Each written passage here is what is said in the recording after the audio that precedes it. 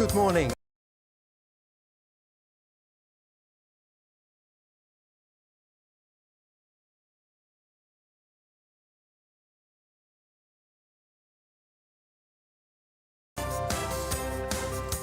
Good morning and welcome to this special phone-in programme with the Chief Executive, John Lee, who's here for the next hour to answer your questions on the 2023 policy address.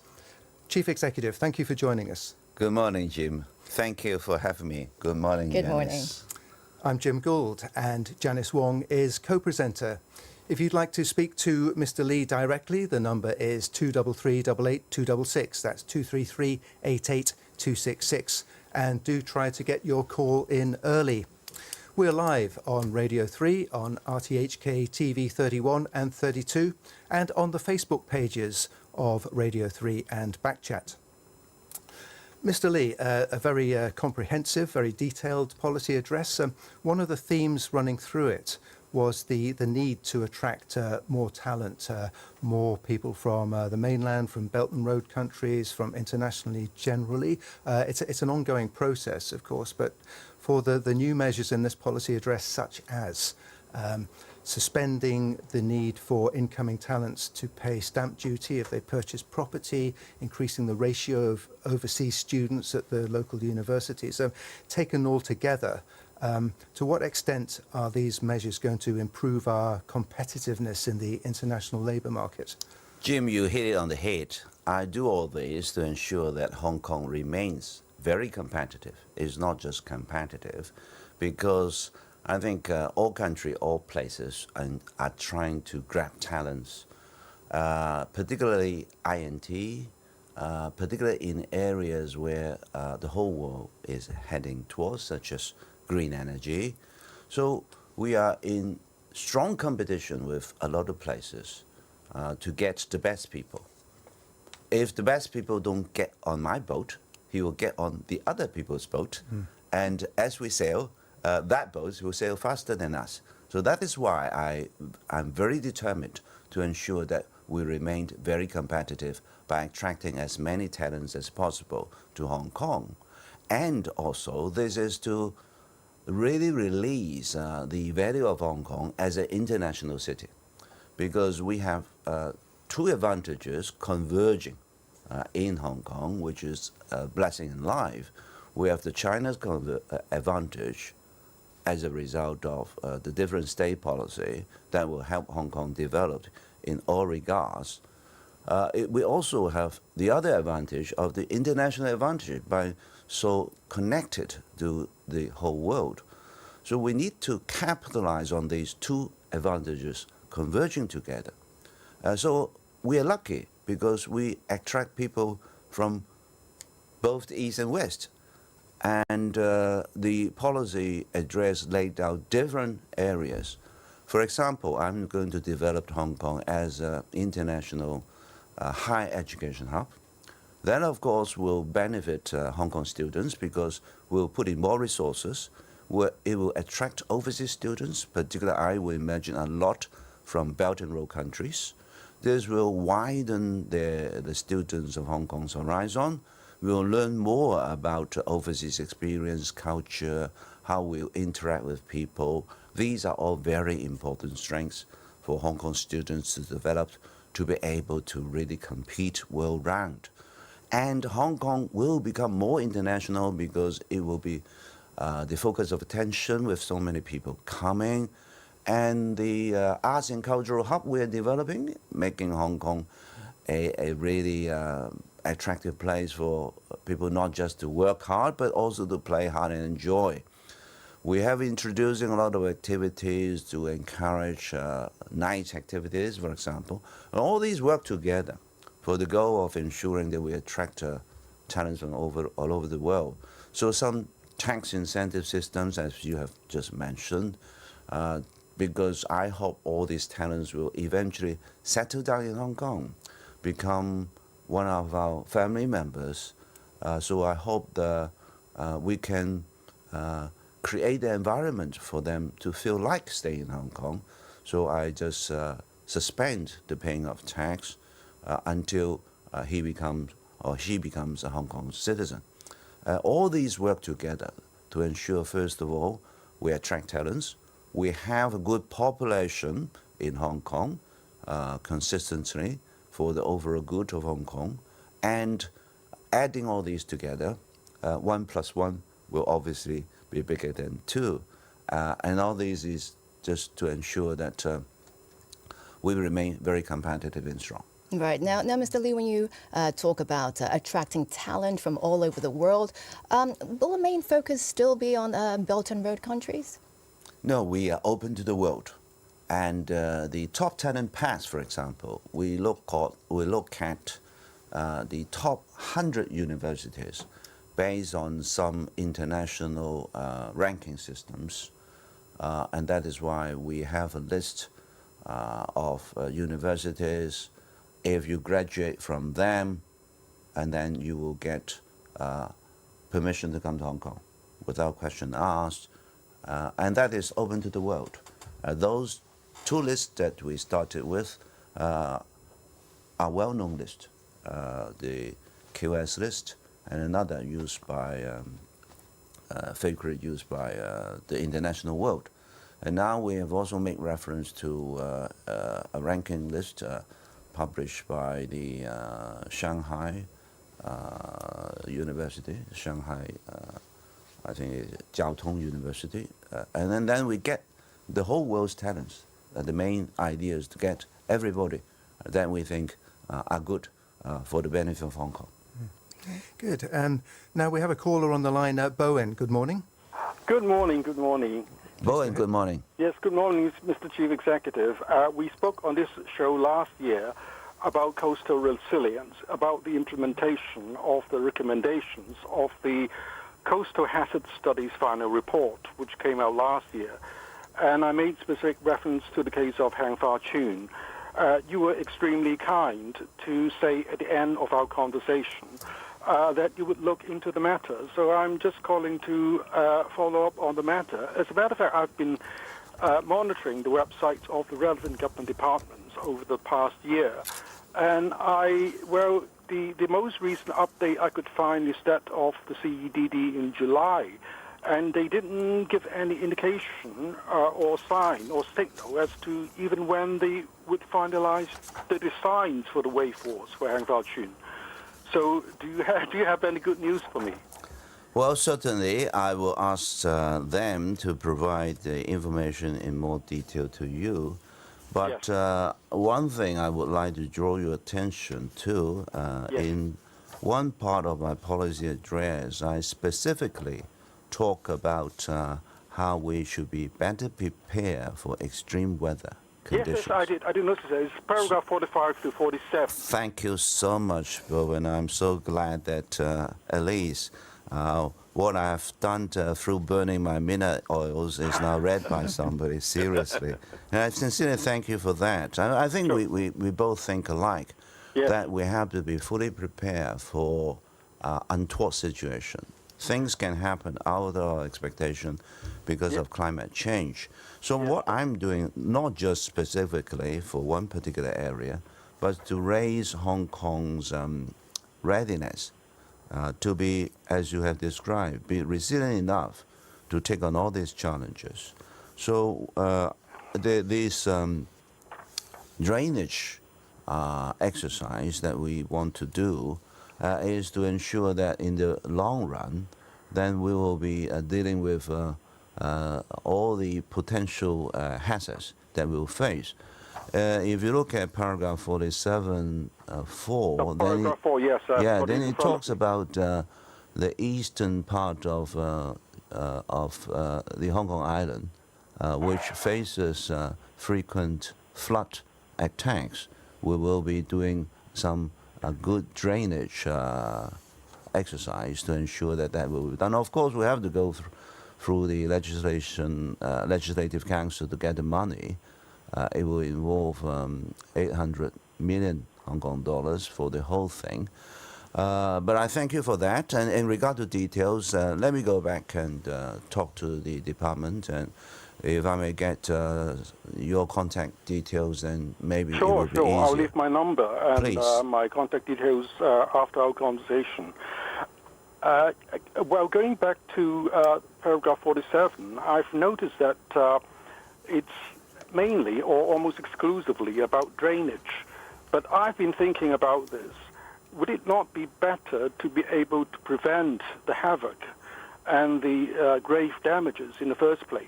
Because by the time the seawater has come on shore, the damage will be done, no matter how fast it gets drained away. Now, I also want to put this into context. I've been looking up and finding out a couple of other facts. I want to put this more into context. I've noticed from the DSD, the Drainage and Services Department's website, they have cited the final report and said there are just three overtopping wave spots in Hong Kong. Hang Fao Chun is one of them.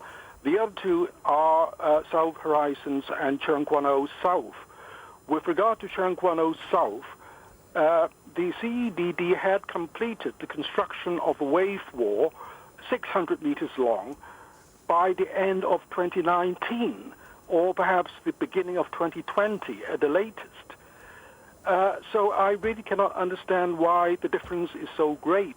We are now more than 3.5 years after the completion of the wave walls at Cheung Kwan O South, and we don't even have the designs for the wave walls for Hang Fao Chun. It sounds a little bit dramatic. All right, Bowen. Unfortunately, we still have many callers waiting to speak to the Chief Executive, but like Mr. Lee was saying, he will follow up on the issue. Yes. And now you're listening to RTHK's special phone-in program with the Chief Executive, John Lee. So if you have any questions for Mr. Lee, now is the time to call. Our number is 233-88266, and our next caller is Vivia. Good morning, Vivia. Good morning. Good morning, Vivia. Good morning. Your policy address talked about the importance of attracting and retaining talent in Hong Kong, and my question is about the effect of international schools on this issue. Now, we all know international schools are a big business in Hong Kong. They receive a lot of revenue, and they also receive a lot of government support. For example, they are legally allowed to register as charities, even though they do not educate grassroots children. And as charities, they are allowed to not pay tax. Now, this might be acceptable if they produce a lot of graduates who can serve Hong Kong, but they don't. It's well known that many international school graduates leave Hong Kong after their studies and move to English-speaking countries because their international school education in Hong Kong has basically left them illiterate in Chinese and hence unable to compete for many jobs in Hong Kong. So my question is, why does Hong Kong provide so much support for international schools that are mostly producing the next generation of residents in US, UK, Australia, and Canada? First, thank you very much, Vivia. It will, of course, difficult for government to be able to really tell after students graduate from the international school whether they will stay in Hong Kong or they will go elsewhere. So that is the first difficult part, because only after a student graduates then that will happen. The other thing is, for international schools, it has the purpose of helping foreign talents, foreign businessmen, and non-Hong Kong residents. When they come to Hong Kong, they go about their day-to-day work. When they live in Hong Kong, they also have to have their children educated. Otherwise, then all these people will not come to Hong Kong, because I think all families regard education for the children very important. So it is also one of the essential elements that must exist for us to attract talents from all over the world.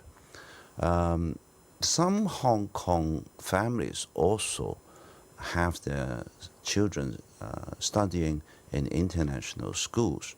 So I think we have to look at holistically. If the Hong Kong laws allow an organization to be registered as a charitable organization, when the organization satisfies the requirement, Hong Kong is a city that respects regulations and rules, so we'll have to continue to do that. But I take your point about devoting a lot of resources to an institution when at the end of the day the output is the benefits goes out of Hong Kong, then how should we be ensuring that while we may have to still continue to keep it, how we will maximize the benefits to Hong Kong? I think that is what Vivian is getting at. I appreciate the thinking. It is a difficult situation. I think for all public policies, there will be no answer to solve all problems in one go. If the method that we use will solve the majority of the problem, and overall it is helping Hong Kong in a significant way, I think we will continue to have to go along with that. But the thing they have brought up is something worth thinking: how we'll maximize the return of the resources and the different kind of time, energy that we have devoted to international school, so as to maximize the return to the benefits of Hong Kong. I appreciate that point. And if there are good suggestions where we can do it in a better way, then I'm grateful for any ideas and advice. But as I've explained, then on balance, it has to continue to go like that.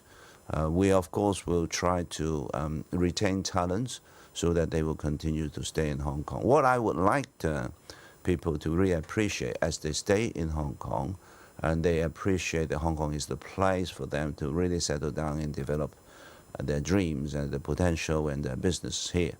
And that is how I try to write out my whole policy address so as to make it as a whole attractive. Thank you, Vivian. Okay, thank you, Vivian. And we have another caller on the line now, Ms. Young, who has a question about health matters. Please go ahead. Good morning, Ms. Young. I deeply apologize. I am a person with vocal issues and must rely on electronic means to communicate. I would like to raise the issue of foreign domestic workers. Since 1970, foreign governments have required Hong Kong to employ their own nationals as domestic workers to assist their citizens in improving their lives, and Hong Kong offers the highest wages in Asia. The salaries of these workers in Hong Kong are even higher than those of healthcare professionals in their home countries. However, Hong Kong employers have not received the highest level of protection. Currently, the misuse of medical benefits by foreign domestic workers in Hong Kong is a serious issue, with some workers immediately claiming pregnancy or serious illness upon arrival and demanding their employers to cover their medical expenses without working or contributing to the household. During holidays and extreme weather warnings, some domestic workers demand to take risks, engage in dangerous activities that may result in death or severe injury. However, employers are still responsible for the additional medical expenses incurred due to such selfish behavior. Yesterday, the chief executive mentioned equality in a broadcast.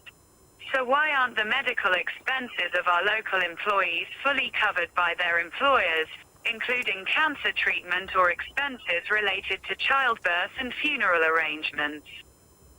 Some domestic workers even collaborate with unethical intermediary agencies, resigning or stealing and selling their employers' belongings on their first day of work, causing financial losses to the employers. Despite committing crimes, employers are still required to purchase plane tickets for these workers, which is no different from licensed burglary. If the Hong Kong government cannot eliminate these loopholes through legislation, I request the Chinese government to establish a foreign domestic workers law similar to the national security law to protect our country and its people. Now that Hong Kong has its own nation, what about the homes of our citizens? Please put an end to the issue of licensed burglary. If we want to protect foreign domestic workers, please prioritize the protection of local workers. Sorry to interrupt, Ms. Young, but yes, the Chief Executive here has a response. Beatrice, I appreciate the issues that you have raised. We have over 300,000 domestic workers working in Hong Kong. I think in general they are offering a very good service to the Hong Kong people. There are, of course, individual cases where maybe some individual domestic helpers may have some misconduct. Where they commit crime, of course, it will be dealt with seriously by the law enforcement agency. We do have cases of such, and eventually the defendants ended up in court, and court did pass sentence over what they have committed. The employment condition of domestic helpers are well covered in more or less the same way as workers in Hong Kong under the Employment Ordinance. The Employment Ordinance governs employment issues in Hong Kong regardless of the subject person. When the domestic helper is employed, of course it is done through a contract which specifies all the terms and conditions. So if things happen in accordance with the terms and conditions, then I'm afraid that we have just carried out our responsibilities in the same way as the contract says, and that binds both the employer and the employee. And that regards, under our law, rest time, when there will be medical requirement, how it will be done, whose responsibility it will be. It is laid out very clearly, and also it is governed under the Employment Ordinance, which aims at governing all workers in Hong Kong. Individual problems, I think we will have to deal with it individually. Where you think you need assistance from law enforcement agency or Labor Department, please contact us for misconduct or even action that may contravene the laws of Hong Kong. We'll deal with them accordingly. Thank you. All right, thank you, Ms. Jung. And we have another caller on the line, and it's Victoria who wants to ask about maternity leave. Good morning, Victoria. Morning, Hello. Victoria. Good morning. Thank you, Chief Executive. I'm on the ferry, so I hope that the connection stays well. But I wanted to actually talk about paternity leave for fathers. So I am pregnant with twins. I really appreciated the raft of measures that were announced yesterday. I also have a 2-year-old and a 1-year-old. So in all seriousness, people often congratulate me and thank me for boosting Hong Kong's fertility rate.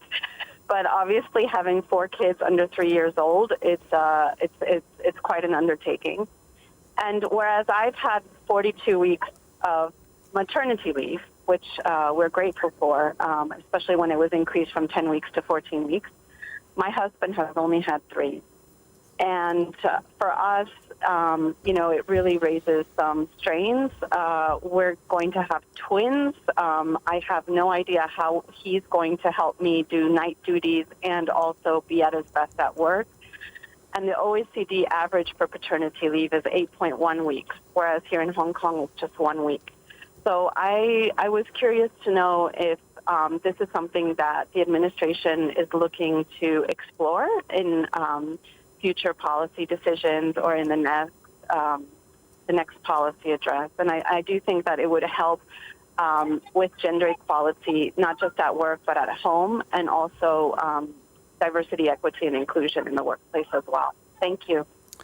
Thank you, Victoria, and I really congratulate you for having such a happy family with so many kids, which I really admire, and hope that the measures that I put out will really encourage people to bear a child.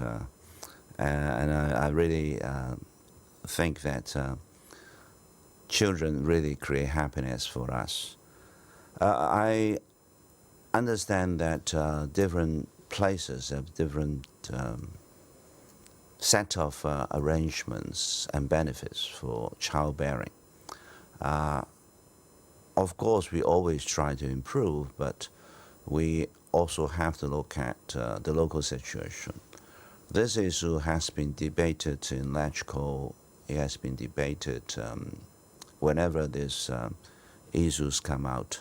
And it's not a long time ago that we have then enacted the law to settle on what we have now today. Do we have room for changes? We have to really let society debate it. Because on the one hand, I really want to help families.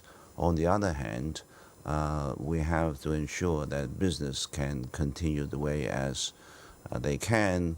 Particularly, I think the whole world is facing challenges in different regards as to... Very sorry to interrupt, Mr. Lee. We've got to take a short break. We'll be back in 3 minutes' time. Listeners, do please keep your calls coming. And welcome back to this special phone-in programme with the Chief Executive, John Lee, who's here to answer your questions about the 2023 policy address.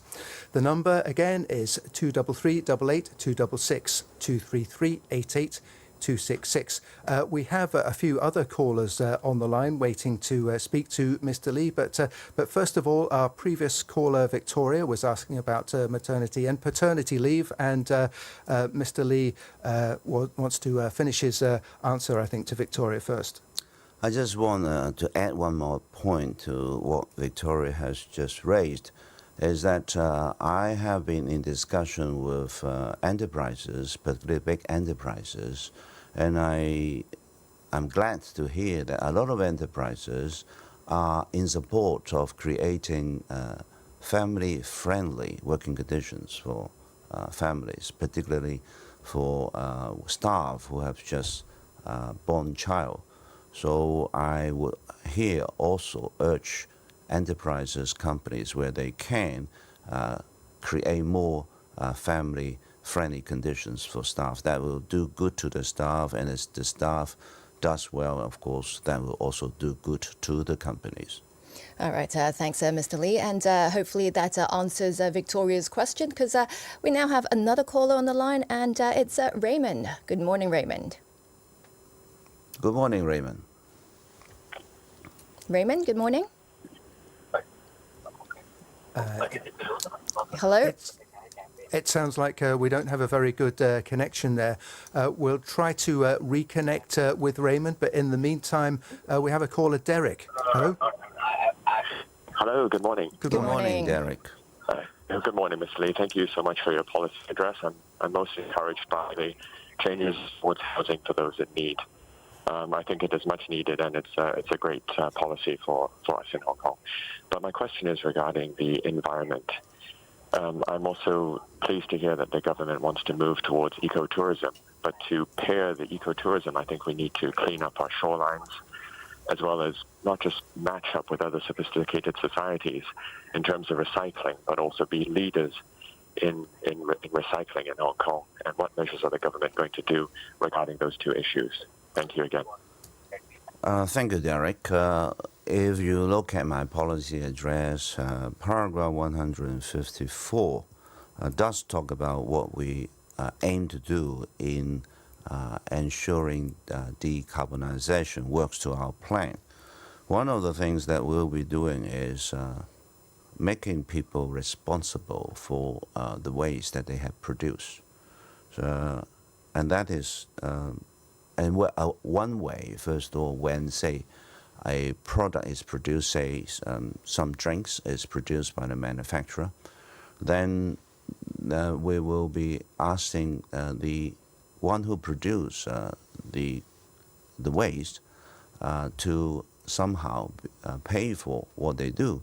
So when the bottle, or when, say, the plastic material is used, then the buyer will have to be responsible for it, and the company will have to be responsible for it. So that is a way to, first of all, encourage less use of such products. The other purpose is to ensure that they will have to pay for what is required for recycling that product. That is one thing. Another thing we aim to do is to dealing with kitchen waste, because a lot of food is being unfinished. So we want to encourage people, first of all, not to waste food, and when food is indeed unfortunately wasted, then we somehow recycle it. At the present moment, we are putting collection boxes, collection baskets at some selected public housing estates. Our plan is to be 100% coverage by sending out collection baskets or collection holders, boxes, for residents in those buildings. So each building will have the collection box, and then the collected waste will then be taken to a facility where we will recycle it by making it be a material for green power generation. That will, first of all, be able to help our electricity production. At the same time, the waste, the final waste, will be much small in size, which also can be used for other purposes. So these are the things that we'll be rolling out. Then, of course, in the whole host of measures that we want to do to protect environment, then it is behavioral change. So what we will be rolling out very soon is, first of all, is a system of payment for solid waste, and then we will be running exercises to encourage recycling, and also in other areas such as protection of our parks, conservation of our environment. We will be designating more conservation areas, and all these will work together. And of course, in regard to ensuring that we have a green environment to live in, then as you have realized, we are making cars to switch to electric powered cars, and we'll be helping private sector to build even better charging facilities in bigger numbers as well. Government will do more. Will also be installing more charging facilities.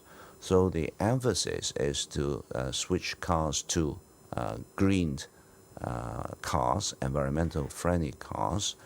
Our power generation, we are also setting a goal that they will have to be reducing their carbonization by a standard we have set. So all these work together. And we also, if you look at paragraph 154, we aim at reducing carbonization produced by buildings, commercial buildings, and also facilities such as hospitals. So one thing we do is that we'll be introducing measures so as to make all this audit report more comprehensive, to look at the energy efficiency under our requirement. We hope that all these work together, because we address all the main points of carbon emission, so that collectively we will reduce in all regard. Our goal remains to be carbon neutral by 2050. And we, by 2035, no fuel-generated vehicles will be allowed to be registered. So we are making progress towards that goal. All right. Thank you, Derek, for that call. And we have Raymond back on the line. Raymond? Hello. Raymond, Hi, good morning, Raymond. Good morning, Mr. Lee. At present in Hong Kong, when we reach the age 70, we get $4,000. But if we own property, we get only 1,570. Mr. Lee, that is too little, less than $200 US. Will you raise that a little bit, sir? Well, thank you, Raymond. This is a topic which has been discussed every now and then, eventually, as frequently logical when we talk about money. Thank you, sir. But I think we have to be realistic of what the whole system can do. Okay. We respect, of course, elderly people. Elderly people has done a lot for us. So we have different schemes to help elderly people. Yeah. We have different allowances for people over a particular age. We have lowered some thresholds from 65 to 60 for some allowances. In regard to all these, and of course, if a person is in severe need of help, then we will have to deal with the individual case specifically. Then, of course, social welfare is an area the government has spending most of the money.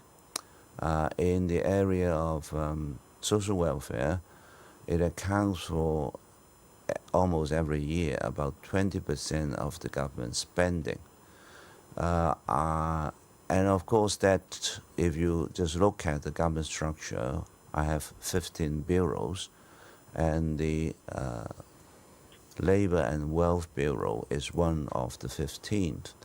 So the budget on social welfare is not just 1/15 for helping people in need, it's 20%. So that means I'm spending relatively a lot out of the different areas that I have to take care of to help people in need, and of course elderly people who we want to help. So I would of course would advise you, Raymond, is where you have specific areas that you want further assistance, we can consider, and you can always approach us. But the whole system has been designed to take onto all kinds of requests that we can, as a result of what we have in our overall spending, then we apportion them the best way we can. That 20% out of all the areas that I have to take care of is the number one spending area, Raymond. I think in the future, there may be slight increase to 1,570. Is that right, sir? Just in the future. Well, I can't make any promise, Raymond. Of course. I can't make any promise. And all these things add together, as I have said, is already 20% of the whole government's expenditure that we have spent on all these welfare issues. Relatively, welfare accounts already for a much bigger portion of money I spent on a specific area. Other areas actually will have to be cut to make that 20% happen. So I hope you appreciate it. Okay. Thank you, Raymond. Thank you for your call. You're listening and watching this special phone-in program with Chief Executive John Lee on the 2023 policy address. The number 233-88-266, and we have the next caller on the line, Ravi. Good morning. Yeah. Good morning, everybody. Good morning. Good morning, Ravi. Yes, I am actually a part-time Chinese teacher, and I actually just do it in part-time. And I face a big issue is that the Chinese as a second language, the material is not standardized. And that actually creates a problem that the kids, they don't feel they want to learn the language. And as we want to boost birth rate also, they don't even get a sense of identity they belong to Hong Kong. And ethnic minorities have been the highest birth giving in Hong Kong. So I want like one thing to standardize the Chinese material and to give them even like Putonghua training so we feel that we can stay in Hong Kong and contribute in Hong Kong. Well, Ravi, I sincerely thank you for the commitment and your passion for helping the ethnic minority to learn Chinese. That is something I advocate for very strongly. As you rightly point out, they are our family members. We do all our best to help them to integrate, make their living in Hong Kong as enjoyable and as easy as possible. We are doing a lot to help them to be familiar with the Chinese language. You have pointed out that some materials are being standardized. I of course, will look at it. And if you can help me identify where you have already see problems, then I would be very happy to make changes to it. And I sincerely thank you for that. But what I would also like to highlight is in the policy address, I have listed out quite a number of new measures that we want to help our ethnic minorities to have better integration with Hong Kong, such as I've already read all the stuff. Okay. So it's beautiful, it's good, it's improving, we are getting there. But then the whole system from child, we need to start building on the Chinese support as a second language, not to put them in mainstream and they lose their confidence. This is the whole issue, and then it just grows up, they end up in low-income jobs. They don't get accepted by society. They get into all these low income, they maybe even join the gangs, and we want to end this cycle. We think alike. Ravi, we think alike. You and us work together towards this goal. And anything you think I can do more, write to me, email to me. My ears are open to you. All right. Okay, thank you. Ravi, thank you for your call. And we have another caller, and it's Dennis. Good morning, Dennis. Yes, good morning, Mr. Lee. Good morning, Dennis. Yeah, I'm happy to call in with a question that I think is a solution that will be very easy to modify and improve rather quickly. Many people comment to me, and I also notice that when you buy products that are imported food products, the government insists on putting their own label on after reviewing, which is completely illegible. So you actually have to peel off the government label to find out what you're consuming. So I suggest you make it legible, increase the font, make it clear, so we actually know what we're consuming. It's actually what's taking place. It's actually making a problem when there wasn't one in the first place, because we could read the food labels. After the government interferes with it, we can't read the food labels. So please make it legible. My other point is, this is out of curiosity. In the US and Europe, alcoholic beverages don't have the ingredients on the bottle, mainly because beverage companies lobby governments so as not to have that legislated.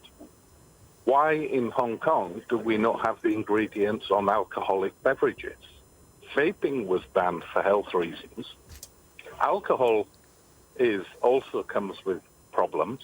I'm not preaching about alcohol. I'm just curious why ingredients of alcoholic beverages are not on the bottle or can.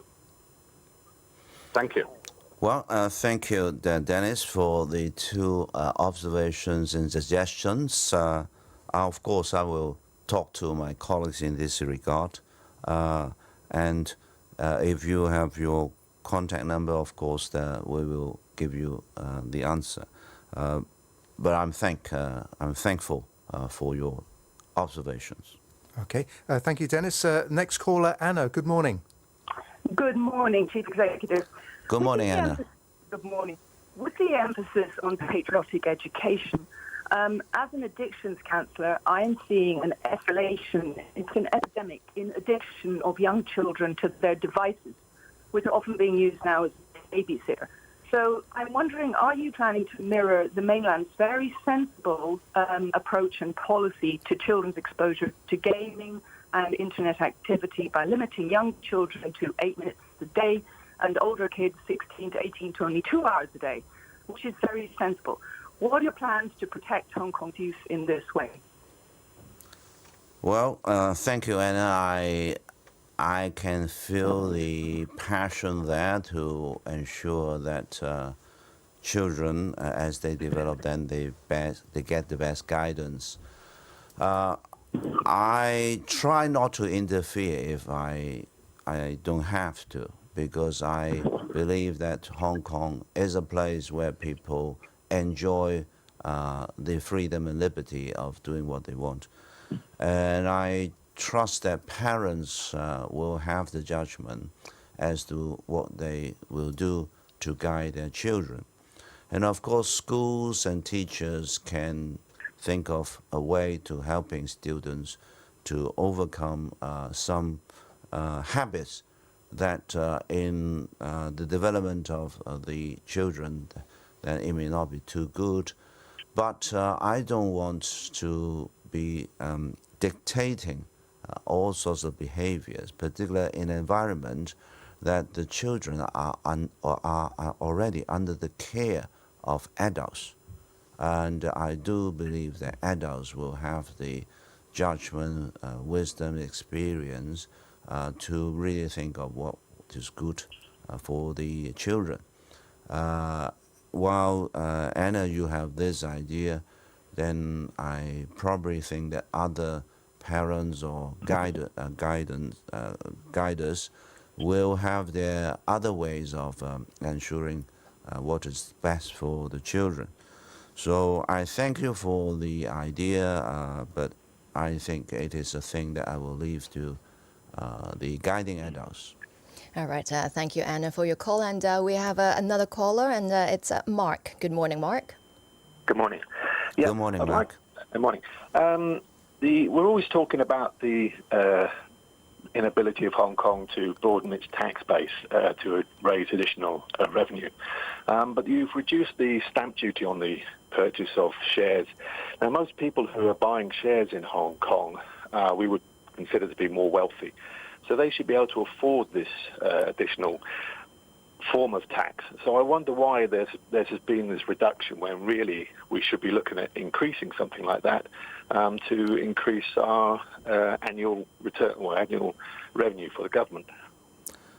Well, thank you, Mark. First of all, the reduction of the stamp duty on stock transactions and also the some reduction of the extra measures that we have put on property sales actually is not a new measure that we're introducing.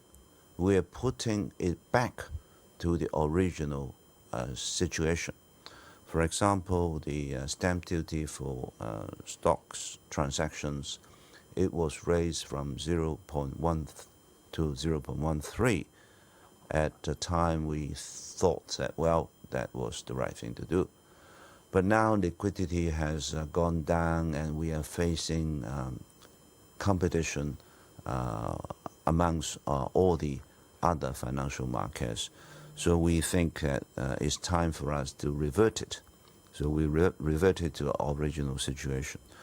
Likewise, the extra measures that we introduced years ago when the property market was at a stage of severe speculation and also property prices skyrocketing.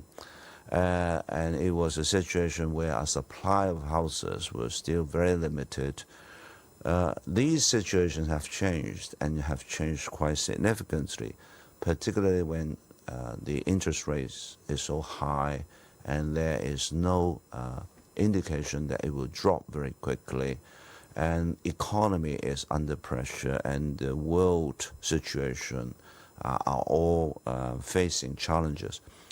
So it's the situational change that we have to look at. So again, I change to put it back in a way more similar to the previous situation. In fact, I haven't really put it back to the original situation, because I only cut the property extra tax by half.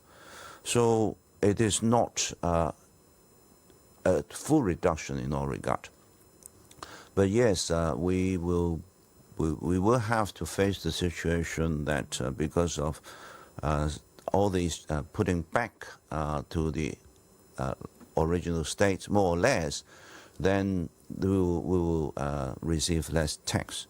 But we will see more transaction, hopefully, and the liquidity will increase, which will in turn make more stamp duty to be paid as a result of larger volumes of transactions. Then, of course, how effective all these new changes will actually materialize into more transactions, we have to monitor the situation. But already some experts in the markets have indicated that if we don't do it now, then the situation will probably become even worse because the global environment is not looking good. So we have to keep ourselves abreast with time, and that is why we do all this. There is no intention to broaden the tax base at this moment, as the Financial Secretary has stated, and also stated here. What we want to do is we increase economic activities, we increase Hong Kong's competitiveness. Then as a result of more companies coming to operate in Hong Kong, as a result of different measures we introduced, then businesses can make more money. As businesses make more money, then of course they will pay more profit tax, and then we'll increase our income. It may take a little bit of time for that to materialize, but I think for macro measures such as this, then we have to look at it broadly, not just internally at Hong Kong situation, but also outside Hong Kong externally to look at the global and regional situation. Okay, thank you, Mark, and thank you very much to our other callers this morning. We're coming towards the end of this phone-in programme with the Chief Executive, John Lee. We've got very short time left, but just in terms of the property market, you mentioned the reduction of the stamp duties. Do you think, in terms of also bearing in mind affordability for local buyers, first-time buyers, have we got the balance right? Well, what we want to do is not to do anything about property prices per se. Right. We're talking about liquidity. We're talking about ensuring that the market can operate in a normal way. Okay, great. Increased liquidity. Thank you very much, Chief Executive John Lee, and thanks to our listeners. Thank you, Jim. Thank you, Janice.